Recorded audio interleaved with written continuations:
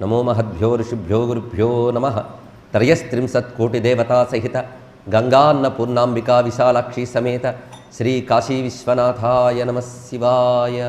మిశ్రారక్తసిత ప్రభై, మూడు రకాల కాంతులున్నాడు. రక్తసిత మిశ్ర, ఎరుపు తెలుపు మిశ్రమం. ఇది ప్రపంచాన్ని నిర్మించినటువంటి మూడు రకాల మౌలిక వర్ణములు. ఈ మూడు కూడా ఇక్కడ ఒక వర్ణం ఒక శక్తి ఉంటుంది. ఇదే మనం శిరస్సు వద్ద ఉన్న గురుపాదుకా స్మరణలో చెప్పుకున్నది. ఇక్కడ వందే గురు పదద్వంద్వం అవాంగ్మానస గోచరం రక్త శుక్ల ప్రభా మిశ్రం అతర్క్యం త్రైపురం మహః. అది త్రైపురం. త్రైపురం మహః. మహః అంటే తేజస్సు. ఆ త్రైపుర తేజస్సు ఎలా ఉన్నదంటే తెలుపుగా ఎరుపుగా మిశ్రవర్ణముగా భాసిస్తూ ఉన్నటువంటిది. అది సహస్రార స్థానమందున్న జ్యోతిష్ స్వరూపాన్ని వర్ణిస్తున్నారు ఇక్కడ. స్వాత్మోత్పాదిత, అటువంటి ఆ త్రిపుర నుంచి ఉత్పాదిత సృష్టింపబడ్డ ప్రపంచమంతా ఎలా ఉన్నది అంటే అది మళ్ళీ మూడు మూడే. ఏమిటా మూడు మూడు చెప్తున్నారు. కాల లోక నిగమ అవస్థ అమర ఆదిత్రయై. కాలములు మళ్ళీ మూడు, భూత భవిష్యత్ వర్తమానములు. లోక భూర్భువ స్వర్లోకములు, నిగమ ఋగ్యజు సామములు, అవస్థ జాగ్రస్వప్న సుషుప్తులు, అమర బ్రహ్మ విష్ణు రుద్రులు, ఆదిత్రయై అన్నాడు. ఇలా చాలా చాలా అన్నాడు ఇక్కడ. మనం ఈ త్రిపుర నామాన్ని నూరుదాం, ఎందుకంటే అంతకంటే ఔషధం మరేమున్నది ఇక్కడ. ఆది అంటే మొదలైన అన్నప్పుడు ఏమిటేమిటి ఎన్ని ఉన్నాయో యోగశాస్త్రం వర్ణిస్తోంది. దాన్ని బట్టి చూస్తూ ఉంటే నాడీత్రయం, ఇడాపింగళ సుషుమ్నలు, ఇది ప్రధానం. అదేవిధంగా మనోబుద్ధి చిత్తములు, వీటన్నిటిలో వ్యాపించిన చైతన్యమే త్రిపుర. కనుక ప్రపంచమంతా చూస్తే త్రి. ఇదే త్రిపుర రహస్యంలో మహానుభావుడు దత్తాత్రేయ స్వామి వారు పరశురాముడికి చెప్తూ త్రిక్రమోల్లాసిని అన్నాడు ఇక్కడ అమ్మవారి గురించి. త్రిక్రమ ఉల్లాసిని, మూడింటి యందు వ్యాపించిపోయినది అని. క్రమము అంటే వ్యాపించుట, విక్రమము అంటే విశేషించి వ్యాపించుట. ఎక్కడ వ్యాపించింది? త్రి. కనుక త్రి అందంతా వ్యాపించింది కనుక వ్యాపించిన ప్రతి చోటు ఆమె చోటేగా. చోటుకు పురం అని పేరు. అందుకే త్రి అయిన దాని అందంతా వ్యాపించింది కనుక త్రిపుర. కనుక ముల్లోకాల్లో వ్యాపించిందండి. ఎప్పుడు వ్యాపించింది? మూడు కాలాల్లో వ్యాపించిందండి. చూస్తూ ఉంటే ఆవిడ లేకపోతే ఈ మూడు లేదు, మూడింట్లో ఆవిడ ఉన్నది. ఇది తెలుసుకోవాలి. ఈ మూడింటిలో ఎవరు ఉన్నారో ఆ మూడింటికి అతీతంగా ఉంది. మూడింటిలో మనం మూడింటిని ప్లస్ ఆవిడ్ని చూస్తున్నాం. మూడింటికి అతీతంలో మూడు లేదు, ఆవిడ మాత్రమే ఉన్నది. దానికి తురీయం అంటాం ఇక్కడ. అక్కడ కేవలం బ్రహ్మ వస్తువు ఉంది. మూడింటి యందు జగత్తు బ్రహ్మము కలిసి ఉంటుంది. కానీ మనం బ్రహ్మమును చూడడం, జగత్తును మాత్రమే చూస్తూ ఉంటాం. ఎవడో ఉంటాడు, వాడు ఈ జగమంతా బ్రహ్మమే వ్యాపించింది అంటాడు. వాడు మాత్రమే జగద్దృష్టి దాటిపోయి బ్రహ్మమును చేరుకుంటాడు ఇక్కడ. అందుకే త్రిపురాజ్ఞానం చాలా విశేషము. ఈ త్రిపురాజ్ఞానం అనగానే ఇది కేవలం మంత్రశాస్త్రం మాత్రమే కాదయ్యా.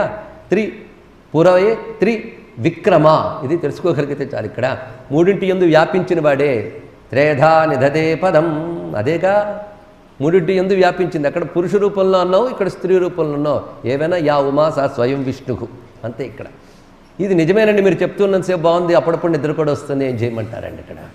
మాకే లాభం లేదు, చెప్తారు అంతే. నిజంగా చెప్పుకోవాలి. ఏం ముల్లోకాలు అమ్మాయి, ముల్లోకాలు అమ్మ ఏమీ తెలియట్లేదంటే ఆ తెలియనివ్వని ఒక అజ్ఞానం నీ మూడింట్లో వ్యాపించిపోయింది. స్థూల సూక్ష్మ కారణ శరీరాల్లో, నీ మనోబుద్ధి చిత్తాల్లో వ్యాపించిపోయింది. నీకు మొత్తం మూడే కనబడుతున్నాయి తప్ప మూడింట్లో ఉన్న ఆవిడ కనబడట్లేదు. ఆవిడ కనబడలేకుండా ఈ మూడే కనబడ్డాన్ని త్రిపురాసురులు అంటారు. వాటిని సంహరిస్తేనే త్రిపుర తత్వం తెలుస్తుందయ్యా అన్నాడు ఇక్కడ. తెలిసాక త్రిపురముల్లో వ్యాపించిన సుందరిని చూస్తావు. త్రిపుర సుందరి అంటే నీ మాట ఎక్కడాగింది? సుందరి దగ్గర ఆగింది, త్రిపుర దగ్గర ఆగలేదు. అందుకే త్రిపుర సుందరి తత్వము. అందుకే త్రిపుర సుందరి అనేటువంటి మాట ఎంత చక్కగా ఇందులో చూపిస్తున్నాడు ఇక్కడ.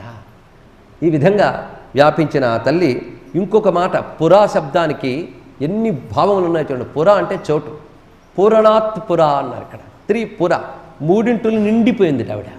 నిండిపోయిందంటే బెలూన్లో గాలి నిండినట్లుగా నిండిపోయిందయ్యా అన్నాడు ఇక్కడ. పంచదార చిలకలో పంచదార నిండినట్లుగా మూడింటి యందు పూరణాత్ పుర, త్రిపుర, మూడింటి యందు నిండిపోయింది. ముందేం చెప్పుకున్నాం? మూడు చోట్లలో ఉన్న త్రిపుర మూడింటి యందు నిండిపోయినది. ఇంకొక అద్భుతమైన అర్థం చెప్తున్నాడు. త్రిభిపురా త్రిపుర అన్నాడు ఇక్కడ. మూడింటికి ముందుందిట. పుర అంటే ముందున్నది అని అర్థం ఇక్కడ. మూడింటికి ముందున్నది. మూడింటికి ముందు అంటే నువ్వు చూస్తున్న ప్రపంచం మూడు. ఇది పుట్టక ముందు, ప్రపంచం ఏర్పడక ముందు ఎవరు లేరా? అంటే ఈ మూడు ఏర్పడక ముందు, అంటే 3 కాలాలు 3 దేశాలు, అంటే సృష్టి వచ్చాక కదా వచ్చాయి ఇవన్నీ కూడా. సృష్టికి పూర్వము ఈ అయినటువంటి జగత్తుకు మునిపే ఎవరైతే ఉన్నారో, అందుకే సృష్టికి పూర్వమే ఉన్నటువంటి తల్లి గనక త్రిపురా. ఇన్ని అర్థములు చెప్పారు ఇక్కడ. అందుకే త్రిమూర్తి సర్గాచ్చ పురోభవత్వాత్ త్రయీమయత్వాచ్చ పురైవ దేవ్యా లయే త్రిలోక్యా అపి పూరణాచ్చ ప్రాయంబికాయా త్రిపురేతి నామ అని త్రిపురా నామానికి అద్భుతమైన అర్థం ఉన్నది. ఇప్పుడు ఈ అర్థం తెలుసుకుంటూ అమ్మవారిని ఉపాసన చేస్తే, అమ్మ ఓంకారం అన్ని మంత్రముల్లో గొప్పదంటారు కదా, నీ మంత్రానికి ఓంకారానికి తేడా ఎక్కడుంది తల్లి అని అంటున్నారు ఇక్కడ. అంటే ఓంకారం మీద నీ మంత్రం అదే, అంటే ఓంకారం ఏ బ్రహ్మముని చెప్తుందో నీ మంత్రం అదే బ్రహ్మ అని చెప్తుంది కనుక నువ్వు ఆ బ్రహ్మము అని చెప్పడం. ఆద్యో జాప్యతమార్థవాచకతయా రూఢస్వర పంచమ సర్వోత్కృష్టతమార్థవాచకతయా వర్ణపవర్ణాంతక వక్తృత్వేన మహావిభూతి శరణే స్వాధారగో హృద్గతో భ్రూమధ్యే స్థిత ఇత్యత ప్రణవతాతే గీయతే అంబా ఆగమైః ఆద్యో జాప్యతమార్థవాచకతయా. ఆద్యస్వరం అంటే అకారం. అది ఎలాంటిదంటే జాప్యతమ, జపించవలసిన దాంట్లో గొప్పది.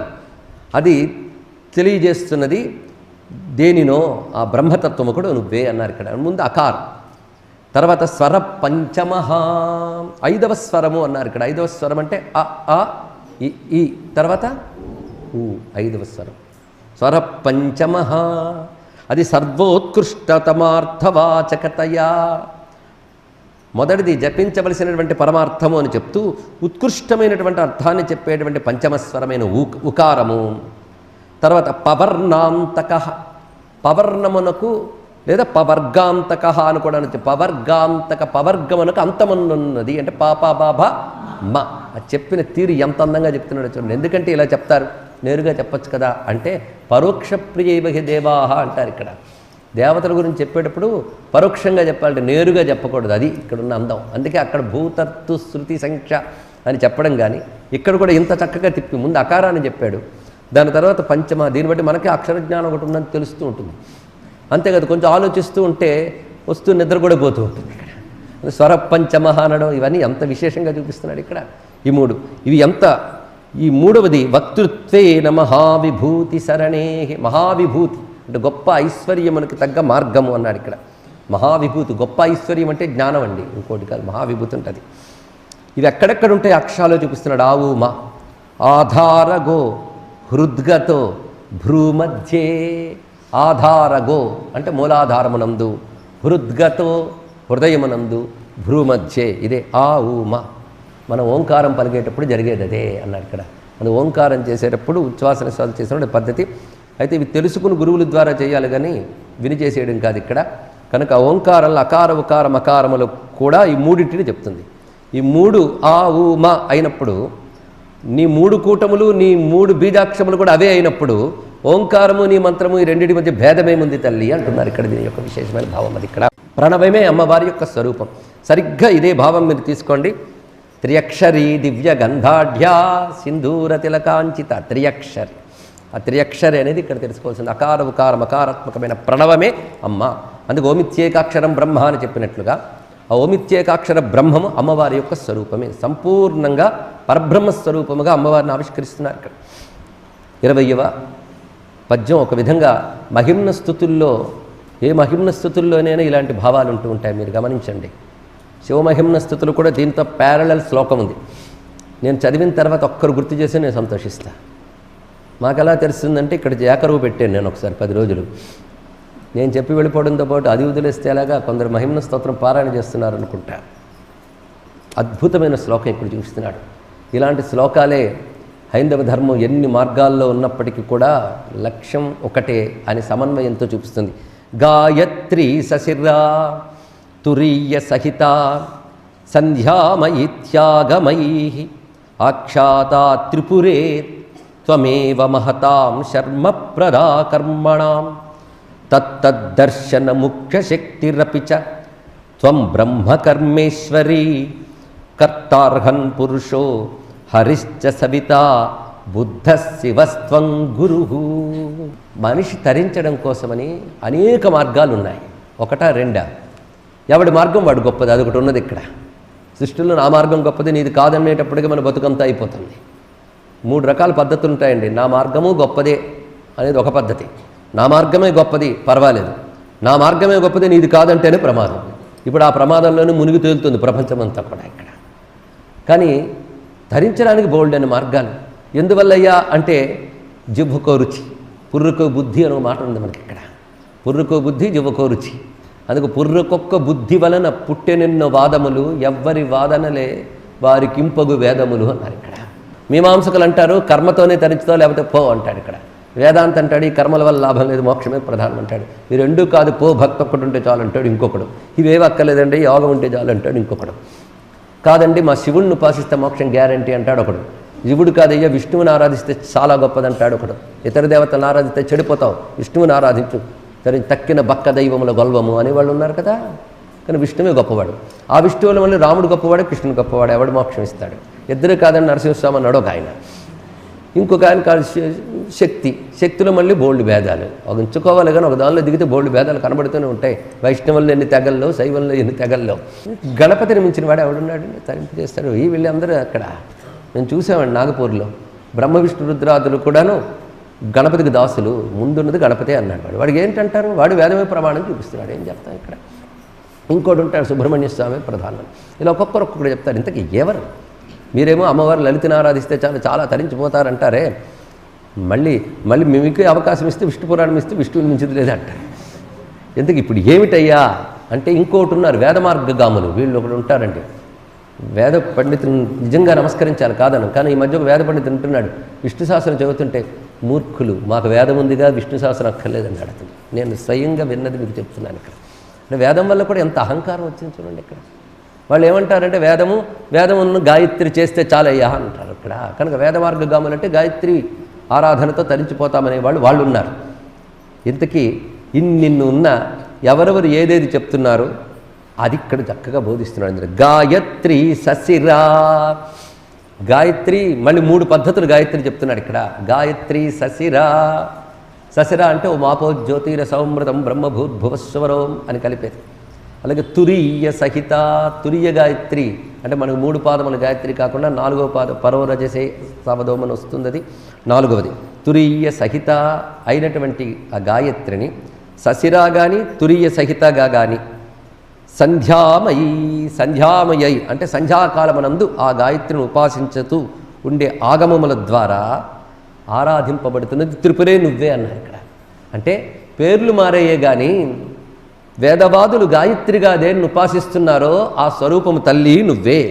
అదేవిధంగా ఏ దర్శనములు ఏ పేర్లు మార్చి చెప్పినా ఆ మార్చబడ్డ పేర్ల ద్వారా చెప్పబడుతున్న తత్వం మాత్రం నువ్వే అని ప్రతిపాదన చేస్తూ త్వమేవ మహతాం శర్మప్రదా కర్మణాం. మీమాంసకుల గురించి చెప్తున్నాడు ఇక్కడ. గొప్ప గొప్ప కర్మలు అంటే వేదములు చెప్పినటువంటి శాస్త్రములు చెప్పినట్టు యజ్ఞయాగాది కర్మలు. ఆ కర్మల యొక్క ఫలితాలను ఇచ్చేదాను మళ్ళీ నువ్వే. అందుకు కర్మమీమాంసకులు చెప్పిన ప్రకారంగా కర్మ వల్లనే ప్రపంచం నడుస్తోంది, కర్మ వల్లనే ఫలాలు లభిస్తున్నాయంటే కర్మలకు ఫలములను ఇచ్చే తల్లిగా నువ్వు అక్కడ ప్రస్తావించబడుతూ ఉన్నావు. తత్తద్దర్శన. అలాగే అన్ని దర్శనములు ఆయా దర్శనముల్లో చెప్పబడ్డ ముఖ్య శక్తివు నువ్వే తల్లి. అందుకే త్వం బ్రహ్మ. వేదాంతులు చెప్పే బ్రహ్మము నువ్వు. త్వం కర్మ. మీమాంసకులు చెప్పే కర్మవు నువ్వు. త్వం ఈశ్వరి. శాక్తేయులు కురిచే ఈశ్వరి నువ్వు. కర్త. నైయాయికులు అంటే న్యాయ దర్శనం. షడ్దర్శనాలు కూడా ఉన్నాయని తెలుసు కదా, సంతోషం. మనకి ఎన్ని శాస్త్రాలు ఉన్నాయో కూడా తెలియదండి. కాణాదుడు వైశేషికము, గౌతముడి న్యాయము, ఇలా చాలా ఉన్నాయి కదా. సాంఖ్యము, పతంజలి యోగము, ఇక పూర్వమీమాంస ఉత్తరమీమాంస షడ్దర్శనలు ప్రధానం. అందుకు ఇక్కడ కర్త అంటే నైయాయికులు, గౌతముడు యొక్క న్యాయసూత్రములు వాటి ప్రకారంగా కర్త అని నైయాయికులు చెప్పేది నిన్నే. అర్హన్. జైనులు మొదలైన వారు చెప్పేటువంటి అర్హన్ అని వాళ్ళు అంటూ ఉంటారు ఇక్కడ. అర్హన్ అనే స్వరూపం నువ్వే. పురుష. పురుష అంటే సాంఖ్యులు చెప్పే పురుషతత్వం అంటే 24 తత్వములకు పైది ఏదోది పురుష. ఇది సాంఖ్యులు చెప్తారు. ఆ పురుషతత్వం నువ్వే. హరిశ్చ.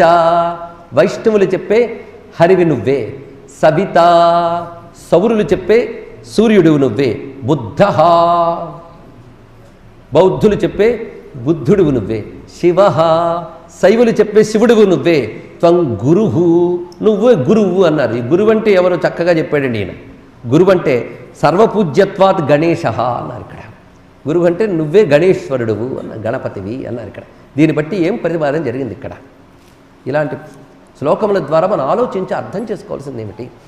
మనం ఏ లలితాంబను ఆరాధిస్తున్నామో ఆ లలిత ఇతర దర్శనముల యందు చెప్పబడినటువంటి తత్వమే ఈ లలితగా ఆరాధింపబడుతుంది అని తెలియడం వల్ల ఇతర దర్శనములన్నీ చెయ్యలేదే అనే బాధ మనకుండదు, ఇతర దర్శనములను తక్కువగాను చూడము. అవన్నీ కూడా అమ్మ యొక్క మరికొన్ని రూపములు. ఇదే భావాన్ని సరిగ్గా సర్వదేవ నమస్కార కేశవం ప్రతిగచ్చతి అని అక్కడ చెప్తే త్రయీ సాంఖ్యం యోగ పశుపతి మతం వైష్ణవమితి ప్రభిన్నే ప్రస్థానే పరమదమిథ పథ్యమితి చ రుచీనాం వైచిత్ర్యాదృజుకుటిల నానాపదజుషా రుణామేకో గమ్య త్వమసి పయసామర్ణవైవా. సరిగ్గా అక్కడ అదే చెప్పాడు ఇక్కడ. త్రయీ సాంఖ్యం యోగ పశుపతి మతం వైష్ణవమితి ప్రభిన్నే ప్రస్థానే. రకరకాల మార్గములు. ప్రభిన్న, బోలుడు. భిన్నం అంటే వేరువేరు, ప్రభిన్నం. ఒకటా రెండా, ఇన్ని మార్గములు ఉన్నాయి. ఇవన్నీ ఎలాంటివంటే కొన్ని వంకరగా కొన్ని టెంకరగా పోతూ ఉన్నప్పటికీ అన్ని నదులు ఒకే సముద్రాన్ని ఎలా చేరుతాయో, ఓ శివ ప్రతి దర్శనము ప్రతి మార్గము నిన్నే చేర్చుతోందయ్యా అని చెప్పారు ఇక్కడ. అంటే ప్రతి సంప్రదాయంలోనూ నిజమైన భక్తులు, నిజమైన అనుష్ఠాతలు మాత్రము భేదాల్ని స్వీకరించలేదని దీన్ని బట్టి తెలుస్తుంది ఇక్కడ. అభేద దర్శన జ్ఞానం అనే మాట ప్రతివారు కూడాను వారు ఉపాసించేటువంటి ఆ పరతత్వంపై ఎటువంటి సమన్వయమైనటువంటి ధోరణి కలిగి ఉన్నారో దీన్ని బట్టి అర్థం చేసుకోవాలి. ఈ శ్లోకం చాలా రమ్యమైనది. దీన్ని బట్టి ఇదొక శాక్తేయ శాస్త్రం. సంపూర్ణంగా అమ్మవారి యొక్క విద్యను ఇక్కడ ఆవిష్కరిస్తున్నాను. ఇక్కడ జ్యోతి ప్రజ్వల దుజ్వలాత్మ చపల. ఆ జ్యోతి ప్రజ్వలత్, ఆ లీనమైనటువంటి జ్యోతి ప్రగాఢముగా ప్రకాశిస్తోంది. ఇక్కడ ప్రకాశము జ్వలనము అనే మాటకి చైతన్యము అని అర్థం ఇక్కడ. అలా ప్రకాశిస్తున్నటువంటిది ఎలాగా? చపలాం. ఈ చపలాం మాట తెలిస్తే మహాలక్ష్మీదేవి నామాల్లో చపల అనే మాట కూడా అర్థమవుతుంది. మన లోక వ్యవహారంలో లక్ష్మీదేవిని చపల చంచల ఎందుకంటారయ్యా అంటే స్థిరంగా ఒక చోట ఉండదు కదండి అందుకే అని అర్థాలు చెప్తాం. ఎందుకంటే మనకు తెలిసి లక్ష్మీదేవి అంటే డబ్బు, కానీ వేద హృదయంలో లక్ష్మీదేవి అంటే డబ్బు కాదు, చైతన్యం. అది తెలుసుకోవాలి. ఆవిడ శ్రీ. మరి ఆవిడని చపల అని ఎందుకన్నారు? ఇక్కడ ఆ మాట మళ్ళీ వాడాడు ఈయన. చపల, చంచల, చపల. చపల చంచల అంటే మెరుపు, ఇది అర్థం దానికి. తటిల్లతా సమరుచి, అది ఇక్కడ మెరుపు అని అర్థం. చపల అనే మాటకి మెరుపు. అయితే ఈ చపల అని ఎందుకు చెప్పారంటే మొత్తం ఇది మబ్బులాగా ఉంటే ఆవిడ మెరుపులా లోపల ప్రకాశిస్తున్నదని. మిగిలినంత మబ్బే, దానికి స్వయం ప్రకాశం లేదు. ఈవిడొక్కరి దానిలో ప్రకాశంగా తటిల్లతా సమరుచికి, ఆ సూక్ష్మమైన కాంతితో ప్రకాశిస్తుంది అని చెప్పడం చపల. ఇంకొక మాటలో చపల అంటే కదలిక, చపలత్వం అంటే కదలిక. మరి చపల అంటే పంచకోశాలకి కదలిక ఉంది. వ్యాపించిన చైతన్యం కూడా పంచకోశాలు కదలిక బట్టి అది కూడా కదులుతున్నట్టు కనబడుతుంది ఇక్కడ. ఇప్పుడు ఇందులో మైక్ ఉంది, మైక్లో కరెంట్ ఉంది. నేను మైక్ కదిలిస్తుంటే కరెంట్ కదులుతున్నట్టు కనబడుతుంది. అదేవిధంగా శరీరాదుల్లో ఉన్న చైతన్యం శరీరపు కదలికలు బట్టి అది కూడా కదులుతున్నట్టుగా కనిపిస్తుంది. కానీ శరీరముల వలె కదలట్లేదు. అది చైతన్య వస్తువే. కానీ దీన్ని బట్టి అది చూస్తే దీని కదలిక దాని యందు దర్శిస్తున్నాం. అందుకే చపల అనే మాటకి రెండు రకాల అర్థాలు తీసుకోవాలి. మెరుపు తీగ వంటిదని. ఎవరైతే ఈ విధంగా నిన్ను తెలుసుకుంటున్నారో యో వేద స బ్రహ్మవిత్, వాడు బ్రహ్మవేత్త అవుతున్నాడమ్మా అన్నారు ఇక్కడ. బ్రహ్మవేత్త అంటే ఇది తెలుసుకోవాల్సినది ఇక్కడ. అందుకు పంచకోశ వివేచన లేకపోతే మోక్షం ఎక్కడొస్తుందండి ఇక్కడ. ముందు మన శరీరం అంటే ఏమిటో తెలుసుకుంటే నీ శరీరంలో లోపల ఉన్నదేమిటో ముందు తెలుస్తుంది. శరీరమే తెలియదే, అందుకేనండి అనాటమీ చదువుకున్నానని. అది లాభం లేదండి. అవన్నీ తెలుసుకుంటే ఏం లాభం? పంచకోశాల గురించి తెలుసుకున్నామా? ఈ పంచకోశములు మన శరీరం అని తెలుసుకోగలిగితే ఈ పంచకోశాల వ్యాపినిగా ఉంటూ పంచకోశ విలక్షణమైనటువంటి ఆత్మతత్వమే అమ్మని తెలుసుకుంటూ అదే నేను అనే భావన గ్రహించగలిగితే వాడు బ్రహ్మవిత్, వాడు బ్రహ్మవేత్త అవుతున్నాడు.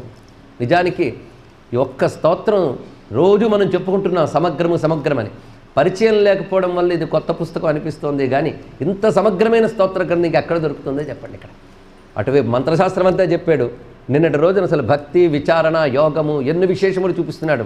ఇవాళ ఏకంగా మొత్తం ఉపనిషత్తుల్లో ప్రధానమైనటువంటి భాగం తీసుకుని ఇక్కడ చూపించాడు. కనుక ఉపనిషత్ ప్రతిపాద్య అయినటువంటి తత్వమే అమ్మవారు. ఇది ఎప్పుడు మర్చిపోరాదు. అంతేగాని ఏవో బీజలాక్షరాలు తీసుకుని కొద్దిమంది చేసుకోవాలి, మిగిలిన వాళ్ళు చేస్తే బెడిసి కొడుతుంది అనుకునేటువంటి తత్వం కాదు ఇది. ఇక్కడ కేవలం అటువంటి మంత్రములకు మాత్రమే బంధింపబడ్డ తత్వం కాదు అమ్మవారు. సర్వోపనిషద్ ఉద్ఘుష్ట సర్వ వేదాంత సంవేద్య, ఈ మాటలన్నీ ఏం చెప్తున్నాయండి? ఒక్కసారి లలితా సహస్రం దగ్గర పెట్టుకోండి. అందులో ఎన్ని వాక్యాలు బయటికి లాగితే ఒక్కొక్కటి ఒక్కొక్క ఉపనిషత్తులోంచి కనబడుతుంది. స్వాత్మానంద లవీభూత బ్రహ్మాజ్ఞానంద సంతతి అంటే తైత్రీయంలో చెప్పిన ఆనందమీమాంస అంతా ఒక్క వాక్యంలో చూపించాడు ఇక్కడ. అలా లలితా సహస్రంలో ఎన్ని ఉపనిషద్ వాక్యాలు కనబడతాయి? అది శాస్త్ర గ్రంథం. అవన్నీ ఏమిటి ప్రతిపాదిస్తున్నాయి?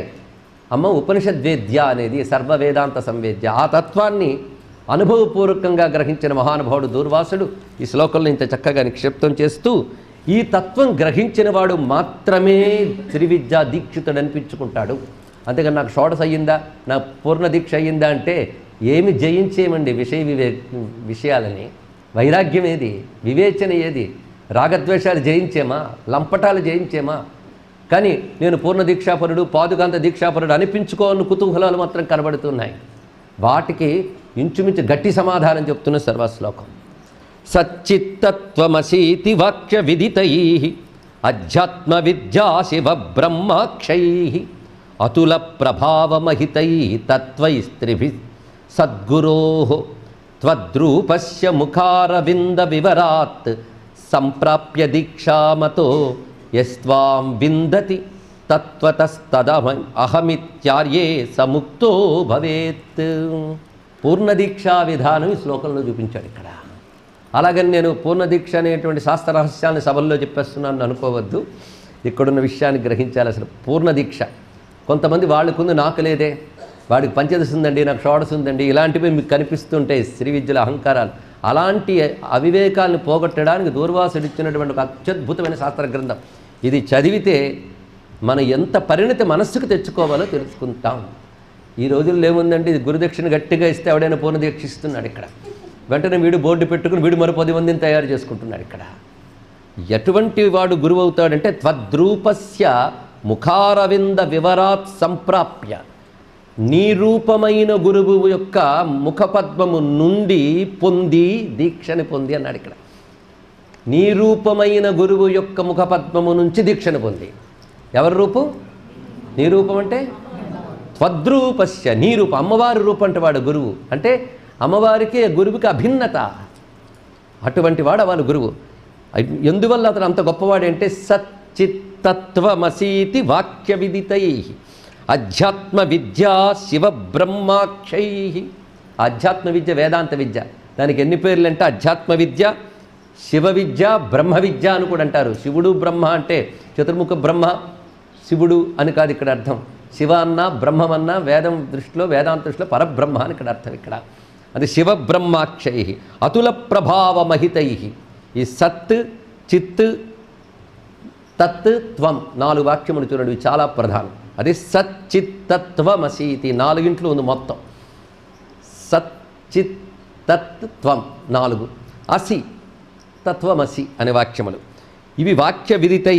వీటిలో తెలియబడుతున్నటువంటి అధ్యాత్మ విద్య లేదా శివ విద్య, బ్రహ్మ విద్య, వీటి ద్వారా అతుల ప్రభావమహితై తత్వైస్త్రిభి, వీటితో 3 తత్వములు శుద్ధి చేసుకున్నటువంటి సద్గురువు అన్నాడు. ఇక్కడ గ్రహించవలసినది సరిగ్గా శ్రీ విద్య అలవాటు ఉన్నవాళ్ళు, ఆచమనం చేసేవాళ్ళు, వాళ్ళకి తెలుస్తుంది. ఇక్కడ ఆత్మతత్వం శోధయామి, విద్యాతత్వం శోధయామి, శివతత్వం శోధయామి, సర్వతత్వం శోధయామి. ఇవి శోధన చేయాలి. ఇక్కడ శోధన అంటే అర్థం ఆచమనం చేయడం అని మాత్రం కాదు. శోధన అంటే విచారణ. ఇది వివేక చూడడంలో శంకర భగవత్పాదుల వారు తత్వమసి గురించి చెప్తూ త్వంపద శోధన అనేటువంటి మాట చెప్పి తత్పదాన్ని అర్థం చేసుకోండి. తత్వమసిని గురువు చెప్పండి, వీడు తత్వమసిని మాల తిప్పుతాడా? విచారణ చేస్తాడు. అక్కడ తత్ త్వం అనేది ముందు త్వం అనగానే జీవుడు. నువ్వు జీవుడిని ఎవరిని అనుకుంటున్నావు విచారణ చెయ్యవు అని ఆత్మేతర పదార్థములన్నీ పరిహరించి ఆత్మవస్తువును మాత్రమే గ్రహించి ఆ తత్వం ఐక్యం చేయడం అనేది తత్వమశిలో మనకు కనబడేది. అదే విషయం ఇక్కడ కూడా చూపిస్తున్నాడు. ఇక్కడ అందుకే ఆత్మతత్వం శోధయామి, విద్యాతత్వం శోధయామి, శివతత్వం శోధయామి, సర్వతత్వం శోధయామి అని 4. ఈ 4 ద్వారా జరిగేది ఏమిటంటే స్థూల దేహ శోధన, రెండవది సూక్ష్మదేహ శోధన, మూడవది కారణదేహ శోధన, 4వది సమిష్టి దేహ శోధన. ఈ శోధన ద్వారా ఏమిటంటే అదే నేననేటువంటి అజ్ఞాన భావాన్ని తొలగించి వీటన్నిటి యందు సర్వవ్యాపకమైన బ్రహ్మముతో తాదాత్మ్యం చెందుట. ఆ బ్రహ్మం ఎవరైనా ఇందాకే ప్రతిపాదన చేసుకున్నాం, అమ్మ. దానితో తాదాత్మ్యం చెందిపోయి ఆ స్థితిలో ఎవడైతే ఉంటాడో వాడు గురువు. అటువంటి గురువు ఆ దీక్షని శిష్యుడికి ప్రసాదిస్తాడు. ఈ శోధన ద్వారా ఏమిటంటే అదే నేననేటువంటి అజ్ఞాన భావాన్ని తొలగించి వీటన్నిటి యందు సర్వవ్యాపకమైన బ్రహ్మముతో తాదాత్మ్యం చెందుట. ఆ బ్రహ్మం ఎవరైనా ఇందాకే ప్రతిపాదన చేసుకున్నాం, అమ్మ. దానితో తాదాత్మ్యం చెందిపోయి ఆ స్థితిలో ఎవడైతే ఉంటాడో వాడు గురువు. అటువంటి గురువు ఆ దీక్షని శిష్యుడికి ప్రసాదిస్తాడు. ఆ దీక్షను స్వీకరించిన శిష్యుడు కూడా యస్త్వాం విందతి తత్వతః, తత్వతః అంటే యథార్థముగా చెప్పిన విధముగా అతడు ఆ దీక్షని పొంది తదహమిత్యార్యే సముక్తో భవేత్. అతడు కూడా తత్ అహం, తత్ అహం. అక్కడ త్వం జీవవాచకం అయితే ఇక్కడ అహం జీవవాచకం అంతే ఇక్కడ. అందుకే తత్ అహం, అది నేను అనేటువంటి స్థితిని పొందగలడు అన్నారు ఇక్కడ. ఇప్పుడు పూర్ణదీక్ష అంటే ఏమిటో ఇప్పుడు అర్థమై ఉంటుంది ఇక్కడ. పూర్ణదీక్ష అనగానే ఆ పద్ధతి అది. అయితే పూర్ణదీక్ష విధానం ఉంది, 3 రోజుల దీక్షా పద్ధతి అది. అది గురువు చేయిస్తాడు, కానీ తెలిసి చేయాలి. అంతేగాని వేదాంతం చెప్తేనే విసుగొచ్చేవాళ్ళు మేము శ్రీ విద్యోపాసకులను చెప్పుకోవడానికి కూడా పనికిరారని నేను సవినీయంగా చెప్తున్నాను ఇక్కడ. చాలామంది ఉంటూ ఉంటారు, వాళ్ళు వేదాంతం అంటే పడదు కానీ శ్రీ విద్యలో మాత్రం ఉన్నామంట, అంటే వాళ్ళకి అది రాదు ఇది రాదు అని అర్థం అనమాట. ఇక్కడ శ్రీ విద్య సాక్షాత్ ఆత్మవిద్య అనే ప్రతిపాదన మళ్ళీ జరుగుతోంది. మొదటి రోజు నుంచి మనం చేస్తున్నది అదే. దీంట్లో పూర్ణదీక్ష అంటే పూర్ణమద పూర్ణమిదం పూర్ణాత్ పూర్ణముదచ్యతే, ఆ మంత్రమే చెప్తిస్తారు కూడా, మీరు గమనించండి అక్కడ. అంటే ఉపనిషత్ ప్రతిపాద్యమైనటువంటి ఆ తత్వమసి అహం బ్రహ్మాస్మి వాక్యం పూర్తి అద్వైతం. అందుకే వేదాంత ప్రతిపాద్యమైన అద్వైతమే శ్రీ విద్య గనకనే అద్వైత ప్రతిష్టాపకులైన ఆదిశంకరులు దీన్ని మాత్రమే ఎందుకు స్వీకరించారో ఇప్పుడు మనకు అర్థమవుతున్నది. మొత్తానికి 2 శ్లోకములలో ఈరోజు మనం చెప్పుకున్న 2 శ్లోకములు పరిపూర్ణంగా ఉపనిషత్ ప్రతిపాద్యమైనటువంటి తత్వాన్ని తెలియజేస్తూ దానిని పొందినటువంటి వాడే దీక్షాపరుడవుతాడు. ఆ దీక్షాపరుడు అమ్మకు అభిన్నుడైనటువంటి అటువంటి మహాత్ముని వద్దే దీక్ష పొందుతాడు అని వివరిస్తున్నారు. అలాంటి అమ్మవారి యొక్క విద్య పొందడం కంటే గొప్పది ఇంకేమున్నది? అమ్మవారిని ఉపాసించడం, ఆరాధించడం. దీక్షలు మంత్రాలు గురువులు దొరకకపోయినా అమ్మపై భక్తి కలిగి అమ్మ నామాలు స్తోత్రాలు గ్రహించుతూ తెలిసిన విధంగా ఆరాధించుకుంటూ ఉంటే అంతకంటే గొప్ప మార్గం మరొకట్లేదు. అటువంటి మార్గము కాదని ఇంకా ఏవేవో సిద్ధాంతాలు రాద్ధాంతాలు పట్టుకుని సాధనలు చేస్తూ ఉంటే వృధా సమయం గడిచిపోవడమే తప్ప ప్రయోజనమేమున్నది? అమ్మ యొక్క అనుగ్రహము లేదా అమ్మ ఆరాధన అనేది వచ్చే వరకు ఏ మార్గంలో ఉన్నా మనం తరించేది లేదు అని చెప్తున్నారు ఇక్కడ తర్వాత శ్లోకంలో. సిద్ధాంతైర్బహుభిః ప్రమాణగణితైః అన్యైరవిద్యాతమో నక్షత్రైరివ సర్వమంధతమసం తావన్న నిర్భిద్యతే యావత్తే సవితేవ సమ్మతమిదం నోదేతి విశ్వాంతరే జంతోర్జన్మ నివారణైక భిదురం శ్రీ శాంభవి శ్రీ శివే. సిద్ధాంతైర్బహుభి ప్రమాణగణితైరన్యైరవిద్య, అనేక రకాలైన శాస్త్రాలు, వాటిల్లో చెప్పేటువంటి వివిధములైన పద్ధతులు, ఇవన్నీ కూడా చేస్తే ప్రయోజనమేమున్నదయ్యా? అమ్మవారి సేవ అనేటువంటిది ఆ సిద్ధాంతం వచ్చే వరకు మిగిలిన ఎన్ని సిద్ధాంతాలున్నా నీ లోపల ఉన్నటువంటి అంధకారం వదలదు అన్నాడు ఇక్కడ. అవిద్యాంధకారం పోవాలి అంటే అమ్మవారి అనుగ్రహం ఒక్కటే దిక్కు. మరి మిగిలిన శాస్త్రాలన్నీ ఉంటే ఉండని, ఆవిడ రానంత వరకు ఇవి ఉన్నా ప్రయోజనం లేదు. ఇది ఎలాంటిదంటే రాత్రిపూట తీవ్రమైన అంధకారం ఉంది, నక్షత్రాలు బోలుడున్నాయి, ఎన్ని లెక్క పెట్టడానికి వీళ్ళు ఎన్ని నక్షత్రాలు ఉన్నాయి, లక్షల నక్షత్రాలు, లక్షలాది కోట్లాది నక్షత్రాలు ఆకాశంలో కనబడుతూ ఉన్నప్పటికీ కూడా ఆ రాత్రి చీకటిని పోగొట్టలేవు.